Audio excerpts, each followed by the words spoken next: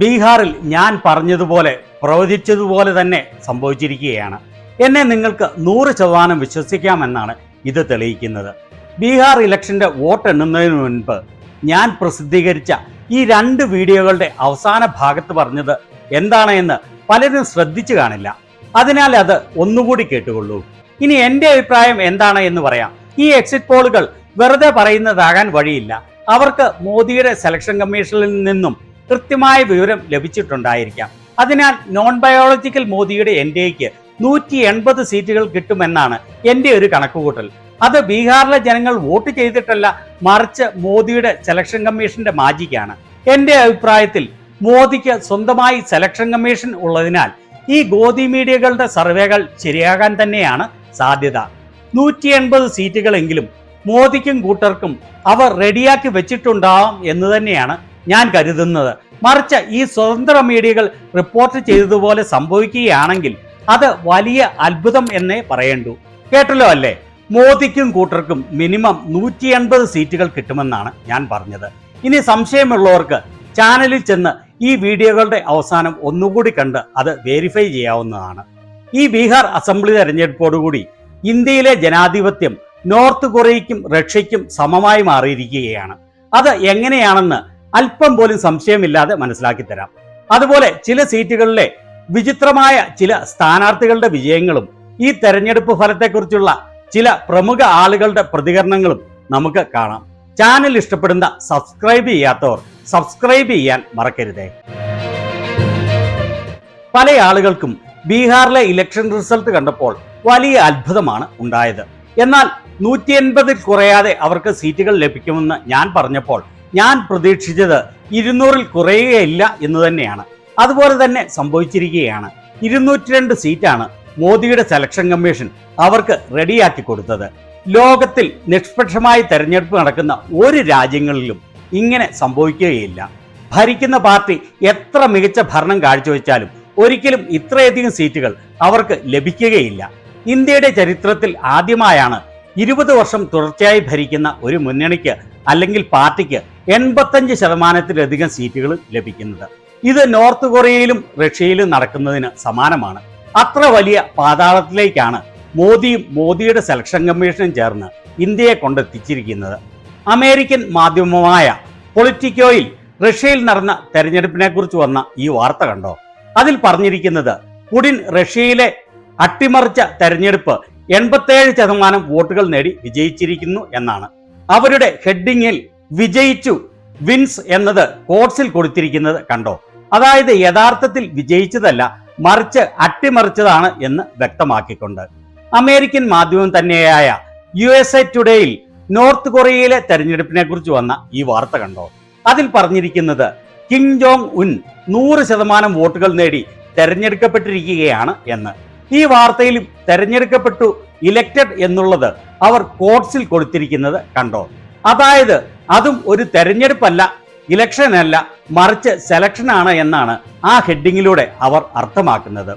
ബീഹാറിൽ 101 സീറ്റിൽ മത്സരിച്ച BJP 89 സീറ്റുകളിലാണ് വിജയിച്ചത്. അതായത് ഏതാണ്ട് മത്സരിച്ച സീറ്റുകളിൽ 90%-ലും അവർ വിജയിച്ചിരിക്കുന്നു എന്നർത്ഥം. BJP സ്ഥാനാർത്ഥികളായ വെറും 12 പേർ മാത്രമാണ് പരാജയപ്പെട്ടത് അല്ലെങ്കിൽ സെലക്ട് ചെയ്യപ്പെടാതിരുന്നത്. 101 സീറ്റിൽ തന്നെ മത്സരിച്ച JDU ആകട്ടെ 85 സീറ്റിലാണ് വിജയിച്ചത്. അതായത് അവർ മത്സരിച്ച 85% സീറ്റുകളിലും വിജയിച്ചിരിക്കുന്നു, അല്ലെങ്കിൽ അവരെ സെലക്ട് ചെയ്തിരിക്കുന്നു. മൊത്തമുള്ള 243 സീറ്റുകളിൽ 202 സീറ്റുകൾ നേടി NDA വിജയിച്ചു എന്ന് പറഞ്ഞാൽ മത്സരിച്ച ഏതാണ്ട് 85% സീറ്റുകളും അവർ നേടി എന്നുള്ളതാണ്. കൃത്യമായി പറഞ്ഞാൽ 83.13% സീറ്റുകളിലാണ് അവർ വിജയിച്ചത്. ലോകത്തുള്ള ഒരു ജനാധിപത്യ രാജ്യത്തും ഇങ്ങനെ സംഭവിക്കുകയില്ല. ബീഹാറിനെ ഭരിച്ച് സ്വർഗമാക്കിയെങ്കിൽ തന്നെ ഇത്രയധികം സീറ്റുകൾ പ്രത്യേകിച്ച് 20 വർഷമായി തുടർച്ചയായി ഭരിക്കുന്ന മുന്നണിക്ക് ഒരിക്കലും ലഭിക്കുകയില്ല എന്നുള്ളത് ലോക സത്യമാണ്, നിയമമാണ്. എന്നാൽ മോദിക്കും മോദിയുടെ സെലക്ഷൻ കമ്മീഷനും ലോക നിയമവും ലോക സത്യവും ഒന്നും ബാധകമല്ല എന്നുള്ളതാണ് യാഥാർത്ഥ്യം. റഷ്യയിലെ പോലെ നോർത്ത് കൊറിയയിലെ പോലെ 85%-ഓളം സീറ്റുകളും അവർക്ക് കൈവെള്ളയിൽ വെച്ച് കൊടുക്കാൻ മോദിയുടെ സെലക്ഷൻ കമ്മീഷന് യാതൊരു മടിയും തോന്നിയില്ല. ഈ ആളെ നിങ്ങൾ ഓർക്കുന്നുണ്ടോ? BJPയുടെ ബീഹാറിലെ സ്ഥാനാർത്ഥിയായ സുനിൽ കുമാർ പിന്റു എന്ന ഇയാളുടെ വീഡിയോ സോഷ്യൽ മീഡിയയിലെല്ലാം വൈറൽ ആയതാണ്. രാത്രിയിൽ വഴിയോരത്ത് വെച്ച് കാർ നിർത്തി ഒരു സ്ത്രീയുമായി ലൈംഗിക ബന്ധം നടത്തുന്ന ഇയാളുടെ വീഡിയോ ആണ് ഏതാനും നാളുകൾക്ക് മുൻപ് സോഷ്യൽ മീഡിയയിലെല്ലാം വൈറൽ ആയത്. അയാൾ പോലും 5562 വോട്ടുകളുടെ ഭൂരിപക്ഷത്തിൽ വിജയിച്ചു എന്ന് പറഞ്ഞാൽ ഏത് രാജ്യത്താണ് നമ്മൾ ജീവിക്കുന്നത് എന്ന് ഓർക്കണം.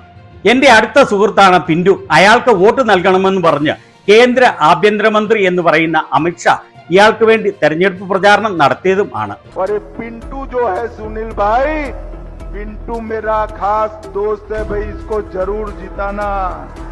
മനുഷ്യർ ആരെങ്കിലും ഇയാൾക്ക് വോട്ട് ചെയ്യുമോ? ഏതെങ്കിലും രാഷ്ട്രീയ പാർട്ടി ഇതുപോലെയുള്ള ആളുകൾക്ക് മത്സരിക്കാൻ സീറ്റ് നൽകുമോ? ഇനി അതുപോലെ അല്ലെങ്കിൽ അതിലും ഞെട്ടിപ്പിക്കുന്ന തെരഞ്ഞെടുപ്പ് ഫലമാണ് മൊക്കാമ മണ്ഡലത്തിൽ നിന്ന് വന്നത്.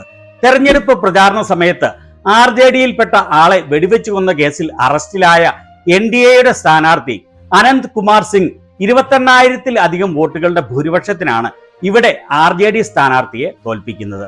2022-ലെ ബൈപോളിൽ 17,000-ഓളം വോട്ടുകളുടെ ഭൂരിപക്ഷത്തിൽ RJD സ്ഥാനാർത്ഥി വിജയിച്ച മണ്ഡലമാണ് ഇത്. അവിടെ NDAയുടെ സ്ഥാനാർത്ഥി അക്ഷരാഭ്യാസമില്ലാത്ത വെറും തെരുവുഗുണ്ടയായ അനന്ത് കുമാർ സിംഗ് 28,000 വോട്ടുകളുടെ ഭൂരിപക്ഷം നൽകി ആളുകൾ വിജയിപ്പിക്കുമോ? ബീഹാറിൽ നടന്നത് വെറും വോട്ടുകൊള്ളയല്ല, മറിച്ച് പരിപൂർണ കൊള്ളയാണ്. ഏതാനും വോട്ടുകളുടെ അല്ലെങ്കിൽ ഏതാനും സീറ്റുകളുടെ അട്ടിമറിയല്ല അവിടെ നടന്നിരിക്കുന്നത്. പരിപൂർണമായി തെരഞ്ഞെടുപ്പ് 100% അട്ടിമറിച്ചിരിക്കുകയാണ്. ഏതാനും സീറ്റുകളിൽ പ്രതിപക്ഷം വിജയിക്കാനുള്ള കാരണം അവർക്ക് അട്ടിമറിച്ച വോട്ടുകളെക്കാൾ കൂടുതൽ ഭൂരിപക്ഷം ആളുകൾ വോട്ട് ചെയ്തതിനാൽ മാത്രമാണ്. തേജസ്വി യാദവ് വരെ കഷ്ടിച്ചാണ് കടന്നുകൂടിയത് എന്ന് പറയാം. സന്ദീപ് മനുദാനെ എന്ന സോഷ്യൽ മീഡിയ ആക്ടിവിസ്റ്റ് ഇത് വളരെ വ്യക്തമായി പറഞ്ഞിരിക്കുകയാണ്. അദ്ദേഹം പറഞ്ഞത് ഇതാണ്: 2024 ജൂൺ 4-ാം തീയതി മോദി വാരണാസിയിൽ വോട്ടെണ്ണുമ്പോൾ 6,000-ലധികം വോട്ടുകൾ പിന്നിൽ പോയ ആ നിമിഷത്തിലാണ് അവർ തന്ത്രം പരിപൂർണമായി മാറ്റി വോട്ട് മുഴുവൻ കൊള്ളയടിക്കുക എന്നുള്ള തന്ത്രം ആവിഷ്കരിച്ചത്. ഈ കൃത്യമായ നിമിഷത്തിൽ അതിനുശേഷം അവർ ഇത് തുടർച്ചയായി ഗംഭീരമായി നടത്തിക്കൊണ്ടിരിക്കുകയാണ്. ഇത്ര നന്നായി ജോലി ചെയ്തതിന് ഇലക്ഷൻ കമ്മീഷനെ ഹാർദവമായി അഭിനന്ദിക്കുകയാണ്.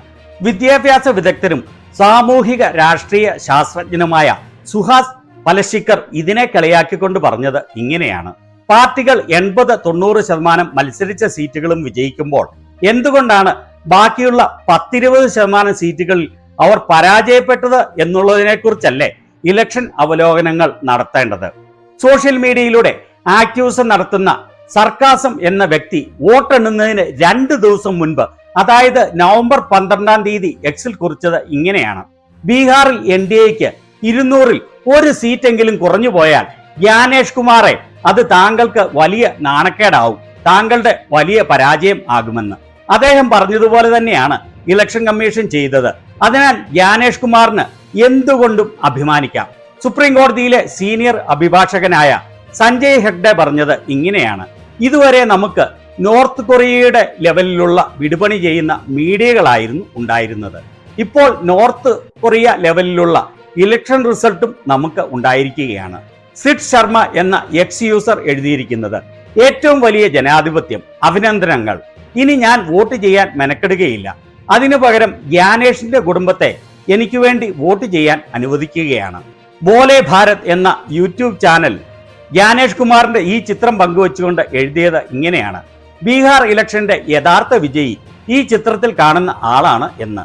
സുർഫി മറാഡിയ എഴുതിയത് ഇങ്ങനെയാണ്: കള്ളൻ ഇപ്പോൾ വെറും കള്ളനല്ല, വലിയ ബാൻഡിറ്റായി മാറിയിരിക്കുകയാണ്. അതുപോലെ ചെറിയ കൊള്ളയല്ല നടത്തുന്നത്, മറിച്ച് സർവ്വതും യാതൊരു മനസാക്ഷിയുമില്ലാതെ മോഷ്ടിക്കുകയാണ് എന്ന്. 27 മുസ്ലിം ഭൂരിപക്ഷ സീറ്റുകളിലും BJP വിജയിച്ചു എന്ന് പറയുമ്പോൾ കാര്യങ്ങൾ എവിടെ എത്തി നിൽക്കുന്നു എന്ന് വ്യക്തമാണല്ലോ. ഹരിയാനയിൽ 60% സീറ്റുകൾ ആയിരുന്നു ഇവർ മോഷ്ടിച്ചത് എങ്കിൽ മഹാരാഷ്ട്രയിലായപ്പോൾ 88% സീറ്റുകളും മോഷ്ടിച്ചെടുത്തു. ബീഹാറിലായപ്പോൾ 85% സീറ്റുകളും യാതൊരു മടിയും നാണവും കൂടാതെ തുറന്നു മോഷ്ടിച്ചിരിക്കുകയാണ്. ഇനി ഗുജറാത്ത് ഇലക്ഷൻ നടക്കുമ്പോൾ ഇത് 90-95% ആവും. മന്ദഭക്തരുടെ വിചാരം ഇത് എപ്പോഴും ഇങ്ങനെ നടക്കും എന്ന് തന്നെയാണ്. എന്നാൽ ഒരിക്കലല്ലെങ്കിൽ മറ്റൊരിക്കൽ ഇവരുടെ ഈ കൊള്ള പരിപൂർണമായി അവസാനിക്കുമെന്ന് 100% ഉറപ്പിച്ചുകൊള്ളൂ. ഇന്ത്യയിലെ ജനങ്ങളുടെ സഹനശക്തിക്ക് ഒരു പരിധിയുണ്ട്. ഇതിനെക്കുറിച്ച് നിങ്ങളുടെ അഭിപ്രായങ്ങൾ എന്താണ്?